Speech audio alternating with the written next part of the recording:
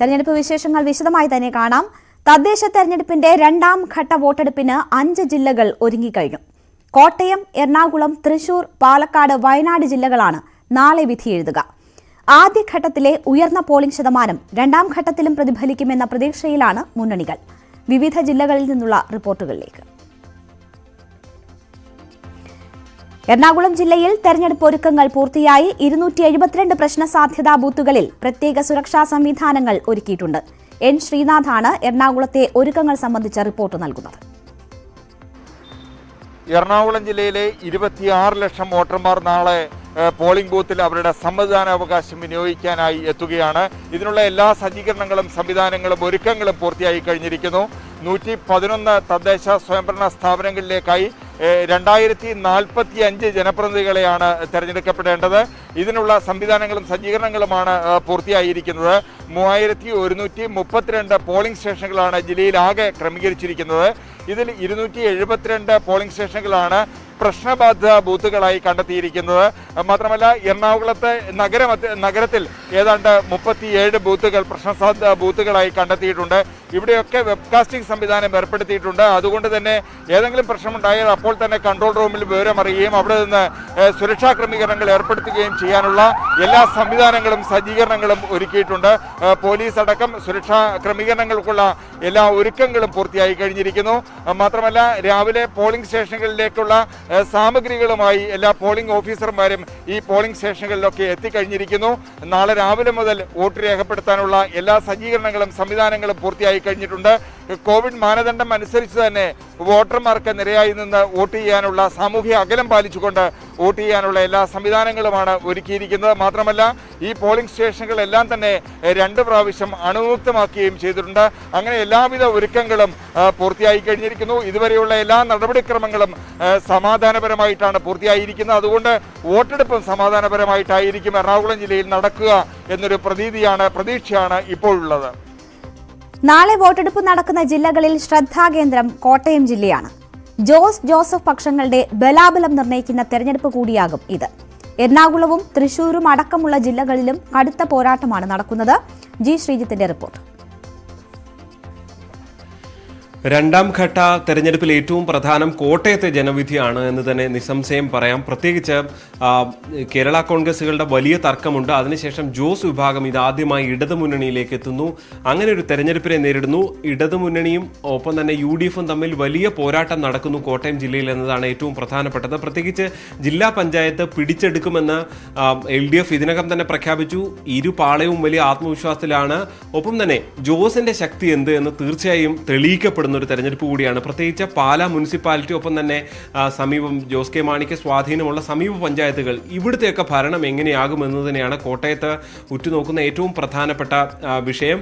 പല സ്ഥലങ്ങളിലും അട്ടിമറി വിജയമുണ്ടാകുമെന്ന് LDF കണക്ക് കൂട്ടുകയാണ്. ജോസ് കെ മാണിയിൽ നിന്ന് ലഭിക്കുന്ന വോട്ടുകളെല്ലാം പുതിയ വോട്ടുകളാണ്. അതുകൊണ്ട് തന്നെ ജില്ലയിൽ ഒരു നേട്ടം ഉണ്ടാകുമെന്ന് തന്നെയാണ് LDF ക്യാമ്പിന്റെ കണക്ക് കൂട്ടൽ. പക്ഷേ UDF തരംഗം ജില്ലയിൽ ഉണ്ടാകും. ജില്ലാ പഞ്ചായത്ത് അടക്കം വലിയ ഭൂരിപക്ഷത്തിൽ ജയിക്കുമെന്നതാണ് UDFിന്റെ ഒരു കണക്ക് കൂട്ടൽ. കാരണം കോട്ടയം ഒരു UDF മനസ്സുള്ള ജില്ലയാണ്. അതിനനുസരിച്ച് വോട്ടിങ്ങും നടക്കുമെന്ന് അവർ കണക്ക് കൂട്ടുകയാണ്. എന്തായാലും ജോസിനെ മുന്നണിയിൽ എടുത്തതിനെ തുടർന്ന് അത് ഈ നീക്കം പിഴച്ചാൽ അത് CPMന് പഴി കേൾക്കേണ്ടി വരും.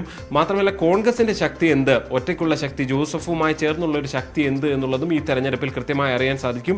മറ്റ് ജില്ലകളിലേക്ക് പോവുകയാണെങ്കിൽ എറണാകുളം അടക്കം UDFന് സ്വാധീനമുള്ള മേഖല, കോർപ്പറേഷനിൽ വലിയ തർക്കങ്ങൾ ഉണ്ടായിരുന്ന ഒരു ഭരണമാണ് കഴിഞ്ഞ കാലങ്ങളിൽ നടന്നത്. അവിടെ എന്തെങ്കിലും കോട്ടം പിന്നോട്ടടി ഉണ്ടാകുമോ എന്നതാണ് ഉറ്റുനോക്കുന്നത്. 2020യുടെ സാന്നിധ്യം പലയിടത്തുമുണ്ട്.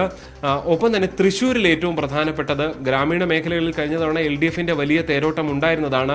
ഇത്തവണ കോർപ്പറേഷനിൽ വലിയ പോരാട്ടം തന്നെ നടക്കുന്നു. ലോക്സഭാ തെരഞ്ഞെടുപ്പിന് ശേഷം BJPയുടെ സ്വാധീനം വർദ്ധിച്ചിട്ടുണ്ട്. അതുകൊണ്ട് തന്നെ BJPയും അവിടെ ശക്തമായി നിൽക്കുന്നു. കഴിഞ്ഞ തെരഞ്ഞെടുപ്പിലും കുറച്ച് സീറ്റുകൾ നേടിയ സാഹചര്യമുണ്ട്.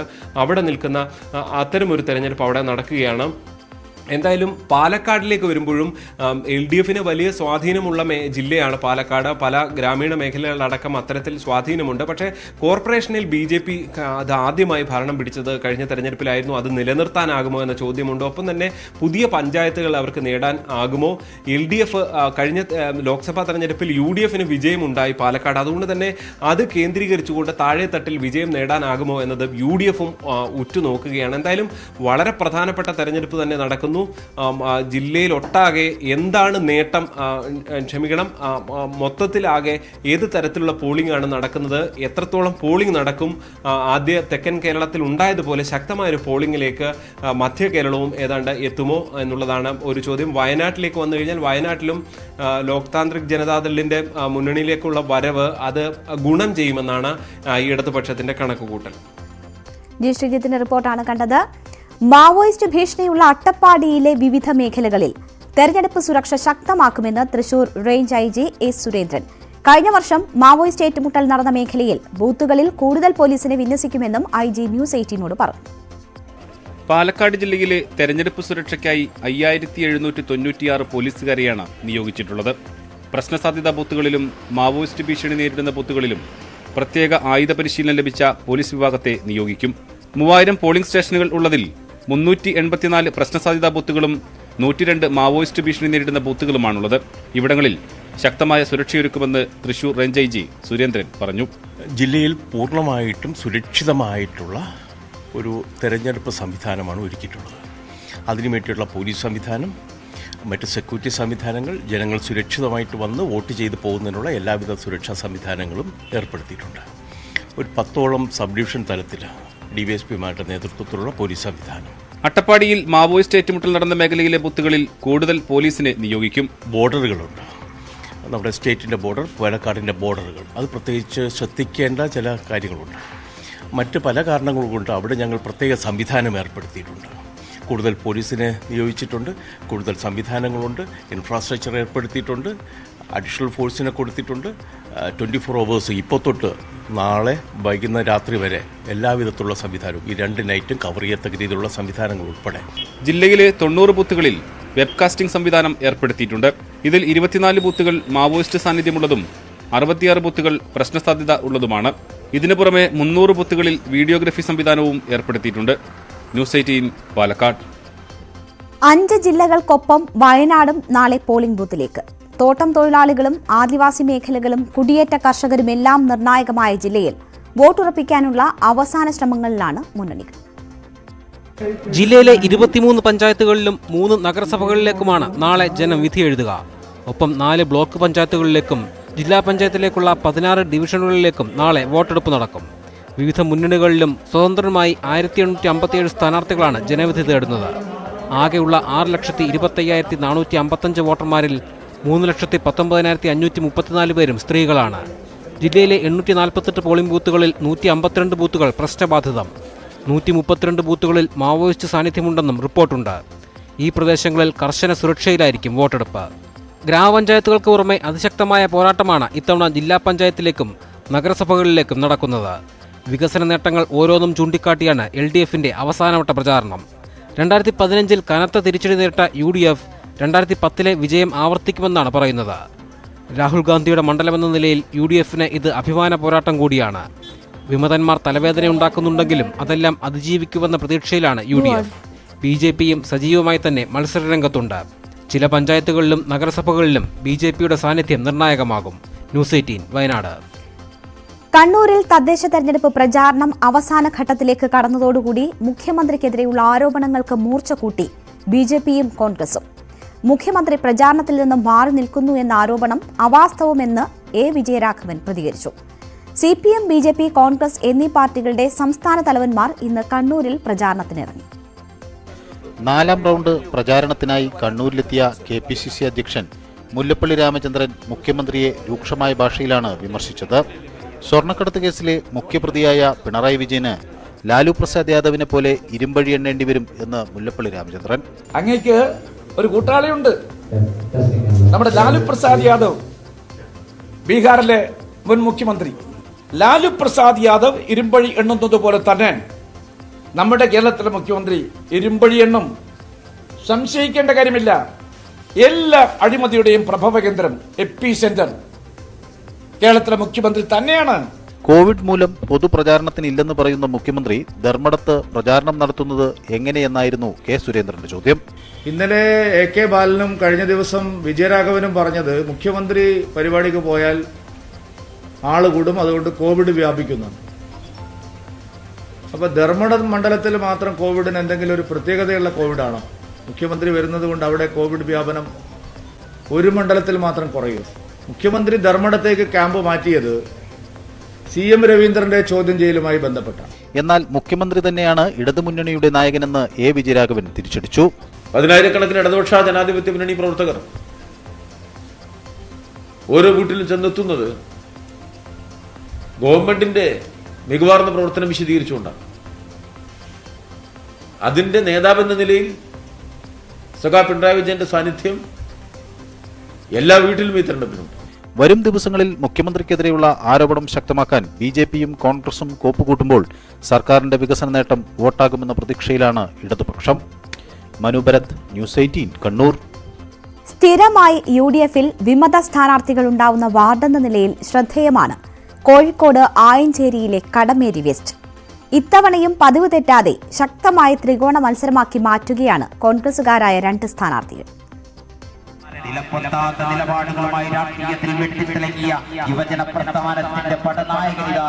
ആയഞ്ചേരിയിലെ കടമേരി വെസ്റ്റ് വിമത സ്ഥാനാർത്ഥികളുടെ സാന്നിധ്യം കൊണ്ട് പാർട്ടി നേതൃത്വത്തിന് തലവേദന സൃഷ്ടിക്കുന്ന വാർഡാണ്. 1964 മുതൽ കടമേരിയിൽ വിമത സ്ഥാനാർത്ഥികൾ മത്സരരംഗത്തുണ്ട്. 95-ൽ വിമത സ്ഥാനാർത്ഥിയെ 5 വോട്ടുകൾക്ക് പാർട്ടി പിന്തുണയോടെ മത്സരിച്ച സ്ഥാനാർത്ഥി തോൽപ്പിച്ചപ്പോൾ LDF മൂന്നാമതായി. 2015-ൽ ഔദ്യോഗിക സ്ഥാനാർത്ഥിയെ വെള്ളം കുടിപ്പിച്ചെങ്കിലും മൂന്നാമതാകാനായിരുന്നു വിമതന്റെ യോഗം. ഇത്തവണ വിമതശല്യം ഉണ്ടാവില്ലെന്നാണ് കോൺഗ്രസുകാർ കരുതിയത്. യൂത്ത് കോൺഗ്രസ് നേതാവായ നിസാം മാസ്റ്ററെ സ്ഥാനാർത്ഥിയാക്കി DCCയുടെ അറിയിപ്പ് വന്നു. എന്നാൽ അവസാന നിമിഷം തേറത്ത് കുഞ്ഞികൃഷ്ണന് പാർട്ടി ചിഹ്നം അനുവദിക്കുകയായിരുന്നു. ഇതോടെ നിസാം സ്ഥാനാർത്ഥിത്വത്തിൽ ഉറച്ചുനിന്നു. ജയിച്ചാലും തോറ്റാലും UDFിലുണ്ടാകുമെന്നും തന്റെ സ്ഥാനാർത്ഥിത്വം താഴെത്തട്ടിലുള്ള വികാരം മനസ്സിലാക്കാതെ സ്ഥാനാർത്ഥിയെ നിശ്ചയിക്കുന്ന നേതൃത്വത്തിനെ തിരുത്താനാണെന്നും നിസാം പറയുന്നു.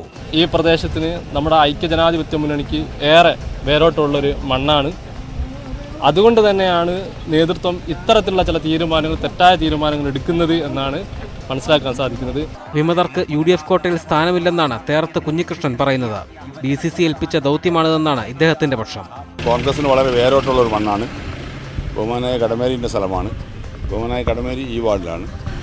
അദ്ദേഹത്തിൻ്റെ ആളുകളാണ് കൂടുതൽ. അതുകൊണ്ട് കോൺഗ്രസിന് വളക്കൂറുള്ള മണ്ണാണ്. എല്ലാ കാലവും കോൺഗ്രസ് കൈപ്പത്തി ജയിച്ചിട്ടുണ്ട്. ഇപ്പോഴും കൈപ്പത്തി ജയിക്കുമ്പോൾ ഒരു സംശയവും ഞങ്ങൾക്കില്ല. കടമേരി വെസ്റ്റിൽ സ്ഥാനാർത്ഥിയെ നിശ്ചയിക്കുമ്പോൾ കോൺഗ്രസ് നേതൃത്വം ഇനിയുള്ള കാലത്തെങ്കിലും കൂടുതൽ ശ്രദ്ധിക്കണമെന്നാണ് നിസാം മാസ്റ്റർ പറയുന്നത്. കഴിഞ്ഞ തവണ വിമതനെ തോൽപ്പിച്ച അംഗം UDFിൽ നിന്ന് കൂറുമാറി LDFിന്റെ പഞ്ചായത്ത് പ്രസിഡന്റായത് മറ്റൊരു രസകരമായ കാര്യമാണ്. കോൺഗ്രസിലെ പ്രശ്നം തങ്ങൾക്ക് ഗുണമാകുമെന്ന പ്രതീക്ഷയിൽ LDFിലെ TV കുഞ്ഞിരാമനും BJP സ്ഥാനാർത്ഥി രജീഷ് മാസ്റ്ററും ഇവിടെ പ്രതീക്ഷയിലാണ്. ന്യൂസ് 18 വടകര. ചീക്കോട് പഞ്ചായത്തിലെ 9ാം വാർഡിലെ മത്സരമാണ് പഞ്ചായത്തിൽ തന്നെ ചൂടുള്ള പോരാട്ടം. ലീഗ് പ്രവർത്തകർ ചേരിതിരിഞ്ഞാണ് ഇവിടെ മത്സരിക്കുന്നത്. UDF സ്ഥാനാർത്ഥിയായി TC അബ്ദുൽ സലാമും ജനകീയ സ്വതന്ത്ര സ്ഥാനാർത്ഥിയായി TK സുലൈമാനുമാണ് കൊമ്പുകോർക്കുന്നത്. 2 പേരും ലീഗിന്റെ ഭാരവാഹികളായിരുന്നു. ചീക്കോട് പഞ്ചായത്തിന്റെ 9ാം വാർഡ് ചീക്കോട് വാർഡിലാണ് കനത്ത പോരാട്ടം നടക്കുന്നത്. UDF സ്ഥാനാർത്ഥിയായി മത്സരിക്കുന്നത് TC അബ്ദുസലാമാണെങ്കിൽ ലീഗുകാരനായിരുന്ന TK സുലൈമാൻ ജനകീയ സ്ഥാനാർത്ഥിയായി മത്സരിക്കുന്നു.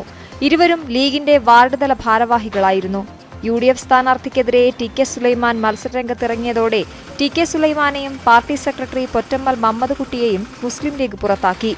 ലീഗ് ഒറ്റയ്ക്ക് മത്സരിച്ച് ജയിച്ച വാർഡിൽ ഇത്തവണ UDF ഒറ്റക്കെട്ടായാണ് മത്സരിക്കുന്നതെന്ന് സ്ഥാനാർത്ഥി TC അബ്ദുസലാം പറയുന്നു. നേതൃത്വത്തെ അനുസരിക്കുക എന്നുള്ളത് ഒരു പാർട്ടി പ്രവർത്തകന്റെ കടമയാണ്. ആ നേതൃത്വത്തെ അനുസരിക്കാതെ അവരെ ധിക്കരിച്ചുകൊണ്ട് ഒരു സ്ഥാനാർത്ഥിയെ സ്വയം പ്രഖ്യാപിച്ച് അവർ CPM-ആയിട്ട് കൂട്ടുകൂടിക്കൊണ്ടുള്ള പ്രവർത്തനം എന്ന് പറയുന്നത് ഒരു പാർട്ടിയെ സംബന്ധിച്ചിടത്തോളം ആത്മഹത്യാപരമായ ഒരു സംഭവമാണ്. എന്നാൽ ലീഗ് വാർഡ് കമ്മിറ്റി തന്നെയാണ് സ്ഥാനാർത്ഥിയായി തീരുമാനിച്ചതെന്നും മേൽഘടകം അത് മാറ്റിമറിച്ചതാണെന്നും K സുലൈമാനും പറയുന്നു. ചീക്കോട് 9ാം വാർഡ് മുസ്ലിം ലീഗ് കമ്മിറ്റി ഐക്യേണ്ടേനെ എന്നെ തെരഞ്ഞെടുത്ത് ലെറ്റർ പേഡിൽ മേൽഘടകത്തിന് കൊടുക്കുകയും അത് മേൽഘടകം ഉൾക്കൊണ്ടിട്ടില്ല. അതിൻ്റെ കാരണം എന്താ ഞങ്ങൾക്ക് അറിയില്ല. സുലൈമാൻ എന്തായാലും പറ്റൂല എന്നാണ് അവർ പറഞ്ഞത്. കാരണം അവർ വ്യക്തമാക്കുന്നില്ല. 2010-15 കാലയളവിൽ ലീഗിന്റെ മെമ്പറായി TK സുലൈമാൻ പഞ്ചായത്തിലുണ്ടായിരുന്നു. അന്ന് പഞ്ചായത്ത് ഭരണത്തിനെതിരെ അവിശ്വാസം കൊണ്ടുവന്നത് പാർട്ടിയെ പ്രതിസന്ധിയിലാക്കിയിരുന്നു. ലീഗിൽ വിമതൻ വന്നതോടെ LDFന്റെ പിന്തുണ TK സുലൈമാനാണ് പ്രഖ്യാപിച്ചിട്ടുള്ളത്. INL സ്ഥാനാർത്ഥിയായി ഷിഹാബ് ചൊലക്കലും 2 അപരന്മാരും മത്സരരംഗത്തുണ്ട്. ന്യൂസ് 18 ചീക്കോട്. കായംകുളത്തെ തദ്ദേശ തെരഞ്ഞെടുപ്പിൽ മത്സരിച്ച സ്ഥാനാർത്ഥികളുടെ പോസ്റ്റർ പ്രദർശനം ശ്രദ്ധേയമാകുന്നു. സാമൂഹ്യ പ്രവർത്തകനായ പുളിമുക്ക് സ്വദേശി കണ്ണൻ ബാബുവാണ് കായംകുളം നഗരസഭയിലെ 44 വാർഡുകളുടെയും സ്ഥാനാർത്ഥികളുടെ പോസ്റ്ററുകൾ ഉൾപ്പെടുത്തി പ്രദർശനം സംഘടിപ്പിച്ചത്.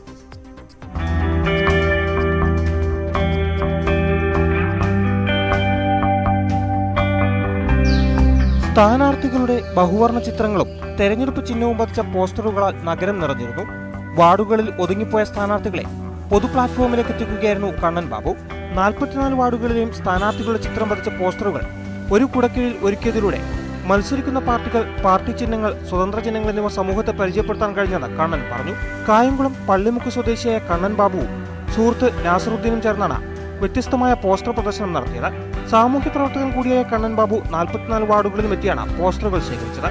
3 മുന്നണികളിലെ സ്ഥാനാർത്ഥികളുടെയും സ്വതന്ത്ര സ്ഥാനാർത്ഥികളുടെയും പോസ്റ്റർ ഇവിടെ പ്രദർശിപ്പിച്ചിട്ടുണ്ട്. 44 വാർഡിലെയും മുഴുവൻ സ്ഥാനാർത്ഥികളുടെയും പോസ്റ്റർ ശേഖരിച്ച് എൻ്റെ വീടിൻ്റെ വഴിയിലുള്ള മതിലിലും അവിടെ എല്ലായിടങ്ങളിലും നമ്മൾ ചിത്രീകരിക്കുകയാണ് ചെയ്തിരിക്കുന്നത്. സ്ഥാനാർത്ഥികളെ ഇവിടെ കൊണ്ടുവരാൻ പറ്റില്ല.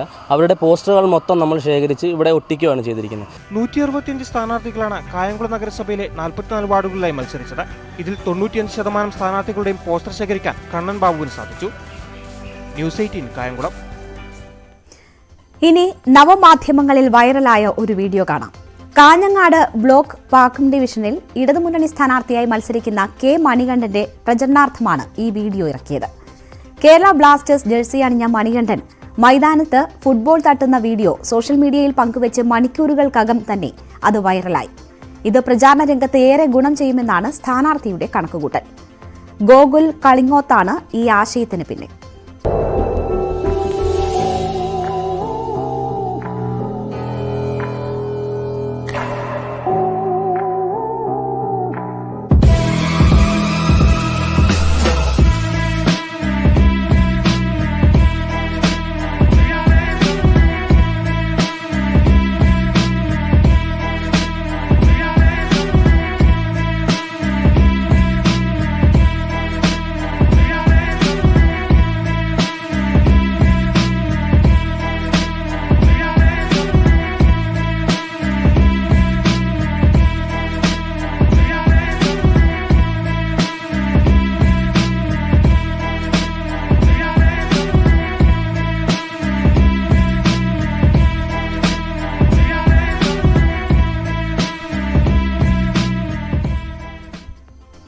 മലപ്പുറം കൊണ്ടോട്ടി നഗരസഭയിൽ ശക്തമായ പോരാട്ടം നടക്കുന്ന വാർഡുകളിലൊന്നാണ് നെടിയിരുപ്പ് പൊയ്ലിക്കാവ് വാർഡ്.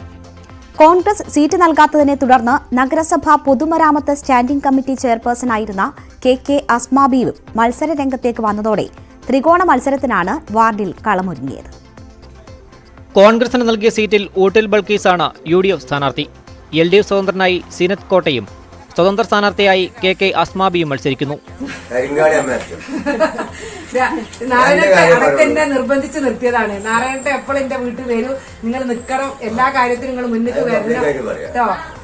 UDF LDF സ്ഥാനാർത്ഥികൾ തമ്മിൽ നേർക്കുനേർ പോരാട്ടം നടക്കാറുള്ള ഇവിടെ നഗരസഭ പൊതുമരാമത്ത് സ്റ്റാൻഡിംഗ് കമ്മിറ്റി ചെയർപേഴ്സണായിരുന്ന കോൺഗ്രസിലെ KK അസ്മാബി കൂടി മത്സരത്തിനെത്തിയതോടെ തെരഞ്ഞെടുപ്പ് അംഗം മുറുകി. ഞാൻ നിൽക്കാനുള്ള ഒരു താല്പര്യത്തിലല്ലാതെ നിന്ന ഒരാളാണ്. എൻ്റെ ഇവിടുത്തെ അണികളെ നിർബന്ധത്തിനാലെ എന്നെ തെരഞ്ഞെടുത്തതാണ്.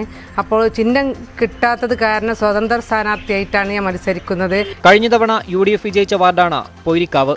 എന്നാൽ കോൺഗ്രസിലെ സ്ഥാനാർത്ഥി നിർണയത്തിൽ പരാതി ചൂണ്ടിക്കാട്ടി അസ്മാബി കൂടി മത്സര രംഗത്തെത്തിയതോടെ പോരാട്ടത്തിന്റെ ഗതി മാറി. പോയടുത്തൊക്കെ നല്ല UDF സ്ഥാനാർത്ഥി എന്ന നിലയ്ക്ക് എനിക്ക് നല്ല പോസിറ്റീവ് എനർജിയാണ് എല്ലായിടത്തുനിന്നും കിട്ടിയത്. 3 സ്ഥാനാർത്ഥികളും പ്രചാരണത്തിൽ സജീവമായതോടെ നഗരസഭയിൽ ഫലം പ്രവചിക്കാനാകാത്ത വാർഡായി പൊയ്ലിക്കാവ് മാറിയെന്ന് വോട്ടർമാരും പറയുന്നു. ന്യൂസ് 18 കൊണ്ടോട്ടി. മുസ്ലിം ലീഗിന്റെ കുത്തക വാർഡിൽ ഭീഷണിയുയർത്തി റിബൽ സ്ഥാനാർത്ഥി. ലീഗിന്റെ ഔദ്യോഗിക സ്ഥാനാർത്ഥിക്കെതിരെ പാർട്ടിയുടെ പ്രാദേശിക നേതാവ് രംഗത്തെത്തിയതോടെ കാസർഗോഡ് നഗരസഭയിലെ ശ്രദ്ധേയമായ തെരഞ്ഞെടുപ്പ് പോരാട്ടത്തിന് സാക്ഷ്യം വഹിക്കുകയാണ് തായലങ്ങാടി. നഗരസഭയിലെ 31 വാർഡിലാണ് പോരാട്ടം കനക്കുന്നത്. മുസ്ലിം ലീഗ് സ്ഥാനാർത്ഥിയായ മുഹമ്മദ് കുഞ്ഞി തായലങ്ങാടിക്കെതിരെ ലീഗിലെ തന്നെ സലാം കുന്നിലാണ് സ്വതന്ത്രനായി മത്സരിക്കുന്നത്. രണ്ടുപേർക്കും ഏറെ സ്വാധീനമുള്ള മേഖലയ്ക്കൊപ്പം കാലങ്ങളായി ലീഗ് പ്രതിനിധികൾ മാത്രം വിജയിക്കുന്ന വാർഡിൽ ആരാണ് കരുത്തൻ എന്ന് തെളിയിക്കാനുള്ള വേദി കൂടിയായി മാറുകയാണ് തെരഞ്ഞെടുപ്പ് രംഗം. നാടിന്റെ അടിസ്ഥാന പ്രശ്നങ്ങൾ പോലും പരിഹരിക്കാൻ നിലവിലെ കൌൺസിലർ തയ്യാറാകാത്തതിലെ പ്രതിഷേധമാണ് തന്റെ സ്ഥാനാർത്ഥിത്വത്തിന് പിന്നിലെന്ന് സലാം കുന്നിൽ വ്യക്തമാക്കുന്നു. നാട്ടുകാരുടെ പൊതുവികാരം തനിക്കൊപ്പമാണെന്ന് ഉറച്ചു വിശ്വസിക്കുന്നു സലാം. ഇവിടുത്തെ വികസനവും സാധാരണക്കാരുടെ അവകാശങ്ങൾ അവർ കയ്യിൽ എത്തിക്കണമെന്നുള്ളൊരു നിർബന്ധമുണ്ട്. അതൊന്നും എത്തുന്നില്ല. അതിനുവേണ്ടിയിട്ടാണ് ഈ വാർഡിൽ ഞാൻ മത്സരിക്കുന്നുള്ളത്. മുസ്ലിം ലീഗ് 31 വാർഡ് കമ്മിറ്റിയാണ് തന്നെ സ്ഥാനാർത്ഥിയായി പ്രഖ്യാപിച്ചതെന്ന് മുഹമ്മദ് കുഞ്ഞി തായലങ്ങാടി. 25 വാർഡ് കമ്മിറ്റിയിൽ പങ്കെടുത്ത 21 പേരും സ്ഥാനാർത്ഥിയായി തന്നെ പിന്തുണച്ചുവെന്നും തായലങ്ങാടിയിലെ പ്രവർത്തകരെല്ലാം തന്റെ വിജയത്തിനായി ഒറ്റക്കെട്ടായി പ്രവർത്തിക്കുകയാണെന്നും മുഹമ്മദ് കുഞ്ഞി തായലങ്ങാടി ആത്മവിശ്വാസം പ്രകടിപ്പിക്കുന്നു. ഈ നാട്ടിലെ എല്ലാ വോട്ടർമാരും നേരിട്ട് അറിയാം. അവർക്കും എന്നെ പറ്റി അറിയാം. ഇവിടുത്തെ ഈ വാർഡിന്റെ എല്ലാ വികസന പ്രവർത്തനങ്ങളിലും മുമ്പിട്ട് ഇറങ്ങി പ്രവർത്തിക്കുമെന്നുള്ള പരിപൂർണ ഉറപ്പ് വാർഡിലെ ജനങ്ങൾക്കുണ്ട്.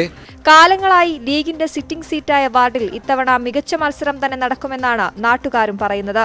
ഇടത് സ്വതന്ത്രനായി ഷൌക്കത്ത് കൊച്ചിയും BJP സ്ഥാനാർത്ഥിയായി ഗുരുപ്രസാദ് പ്രഭുവും ഇവിടെ മത്സരരംഗത്തുണ്ട്. ന്യൂസ് 18 കാസർഗോഡ്. കന്നി വോട്ടർമാർക്കും പ്രായമായവർക്കും ഇലക്ട്രോണിക് വോട്ടിംഗ് മെഷീനുമായുള്ള അപരിചിതത്വം മാറ്റാൻ മെഷീന്റെ മാതൃക തീർത്ത് വോട്ടിംഗ് പ്രക്രിയ പരിചയപ്പെടുത്തുകയാണ് വയനാട്ടിലെ മേപ്പാടി ഗവൺമെന്റ് ഹയർ സെക്കൻഡറി സ്കൂളിലെ 9ാം ക്ലാസ് വിദ്യാർത്ഥിയായ മുഹമ്മദ് റസീൻ നിർമ്മിച്ച വോട്ടിംഗ് മെഷീനുകൾ ഇതിനകം തന്നെ ശ്രദ്ധേയമായി കഴിഞ്ഞു. ഇലക്ട്രോണിക് വോട്ടിംഗ് മെഷീനിൽ വോട്ട് രേഖപ്പെടുത്തുന്നത് എങ്ങനെയെന്ന് ലളിതമായി മനസ്സിലാക്കാവുന്നതാണ് മുഹമ്മദ് റസീൻ നിർമ്മിച്ച വോട്ടിംഗ് മെഷീൻ. സ്ഥാനാർത്ഥികളുടെ പേരും ചിഹ്നവും രേഖപ്പെടുത്തിയ മെഷീൻ കമ്പ്യൂട്ടറുമായി ബന്ധിപ്പിച്ചാൽ ഓരോരുത്തർക്കും ലഭിക്കുന്ന വോട്ടുകളുടെ എണ്ണം കൃത്യമായി അറിയാനാകും. മേപ്പാടി ഗവൺമെന്റ് ഹയർ സെക്കൻഡറി സ്കൂളിലെ 9ാം ക്ലാസ് വിദ്യാർത്ഥിയായ മുഹമ്മദ് റസീൻ സ്കൂൾ ശാസ്ത്രമേളയിലെ പ്രവൃത്തി പരിചയം മുൻനിർത്തിയാണ് വോട്ടിംഗ് മെഷീൻ നിർമ്മിച്ചത്.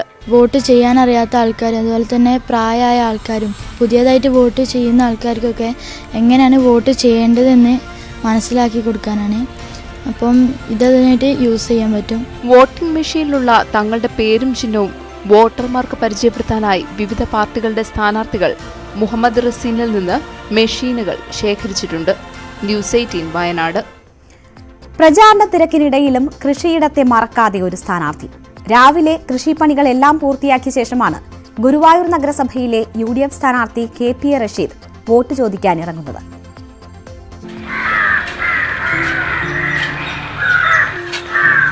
കഴിഞ്ഞ 10 വർഷം ഗുരുവായൂർ നഗരസഭയിൽ കൌൺസിലറായിരുന്നു KPA റഷീദ്.